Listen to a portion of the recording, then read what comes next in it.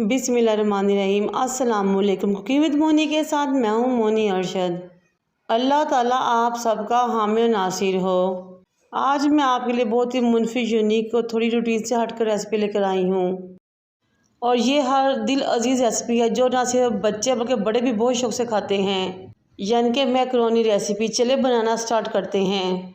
एक बड़े बर्तन में पानी लिया, उसको गर्म होने के लिए चूल्हे पर रख दिया। फिर मैंने इसके अंदर 2 टेबलस्पून कुकिंग ऑयल के डाले और कुकिंग ऑयल को स्पैचुला की मदद से पानी में मिक्स किया।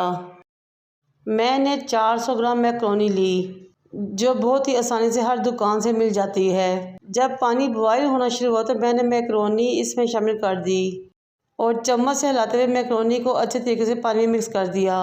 हमने तकरीबन 8 मिनट तक मैक्रोनी को उबालना है, यहाँ तक कि वो 80% गल जाए। हमने इसे फुल कुक नहीं करना। अब मैं इस मैक्रोनी को निकाल कर एक तरफ रख लूँगी और इसका फालतू पानी निचोड़ लूँगी। एक फ्राइंग पैन या बर्तन है, उसको चूल्हे पर रखें और 2 टेबलस्पून कुकिंग ऑयल की शामिल करें।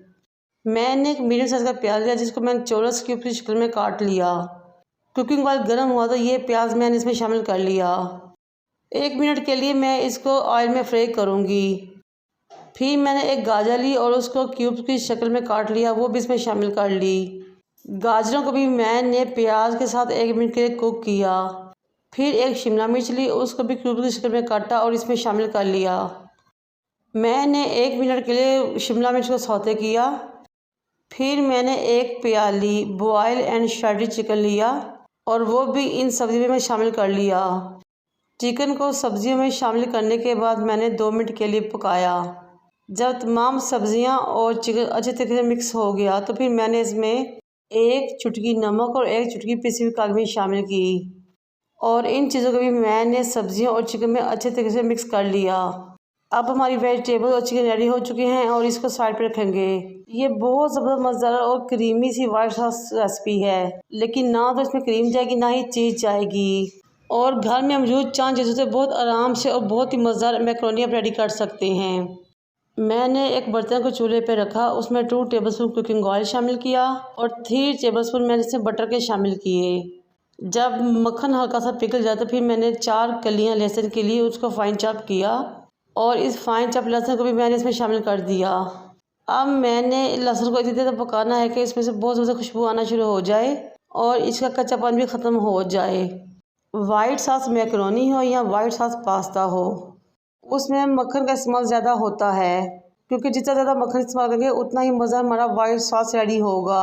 जब लहसुन में से भीनी भीनी खुशबू आना शुरू हुई तो मैंने आधी प्याली फाइन चॉप प्याज भी शामिल कर लिया। उसको 1 से 2 मिनट के लिए पकाया, यहाँ तक वो ट्रांसप्लांट हो गया।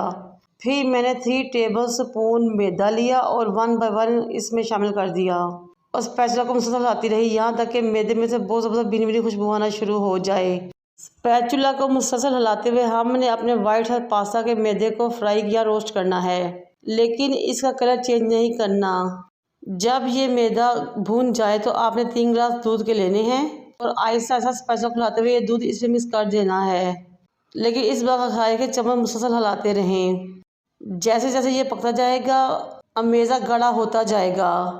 ये देखिए माशाल्लाह से बहुत ज़बरदस्त वाइट सॉस रेडी हुई है हमारी।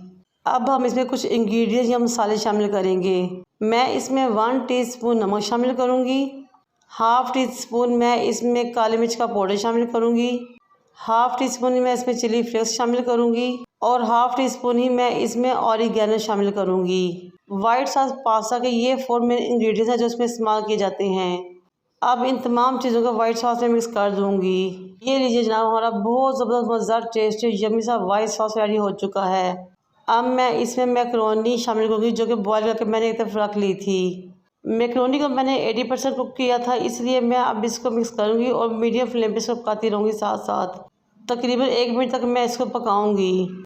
जब मैक्रोनी सॉस में अच्छे तरह से मिक्स हो जाए और 1 मिनट तक पक जाए तो फिर वो वेजिटेबल और चिकन जिनको मैंने सौते करके एक तरफ रखा था वो भी इसमें शामिल कर देंगे। ये देखिए माशाल्लाह से हमारी सब्जियां बहुत ही खूबसूरत लग रही हैं। ये हमारे अल्लाह ताला की शान और बरकत और रहमतें हैं। अब हम इन तमाम सब्जियों चिकन को मैक्रोनी में मिक्स करेंगे और इतनी ज़बरदस्त मज़ेदार और टेस्टी खुशबू आ रही है कि सब्र करना भी मुश्किल है। अब मैं मैक्रोनी को 2 मिनट के लिए दम पे रखूँगी ताकि तमाम सब्जियां और मैक्रोनी और चिकन आपस में अच्छे तरीके से रच बस जाए। ये लीजिए जनाब, हमारी बहुत ज़बरदस्त टेस्टी मज़ेदार मैक्रोनी रेडी हो चुकी है, वो भी वाइट सॉस मैक्रोनी। अब मैं इसको डिश आउट करूँगी। जब ये मैक्रोनी आप घर में रेडी करेंगे तो यकीन करें बच्चे और बड़े सब आपके दीवाने हो जाएंगे और हर कोई आपसे इसकी रेसिपी पूछेगा और बार बार आपसे इसकी फरमाइश करेगा इंशाल्लाह ताला। मेरी आप सबसे रिक्वेस्ट है कि मेरे चैनल को लाइक करें, शेयर करें, सब्सक्राइब करें, बेल आइकन को टच करें ताकि मेरी तमाम वीडियोस आप तक पहुंच सकें। मैं बहुत मेहनत से आपके लिए बहुत अच्छी अच्छी वीडियो डिज़ाइन करती हूँ, फिर आपका लाइक करना तो बनता है जनाब। ये बहुत ही बजट फ्रेंडली मैक्रोनी रेसिपी है और हर दिल अजीज़ भी। मुझे और मेरे वालिदैन को दुआ में याद रखें। अल्लाह हाफिज़।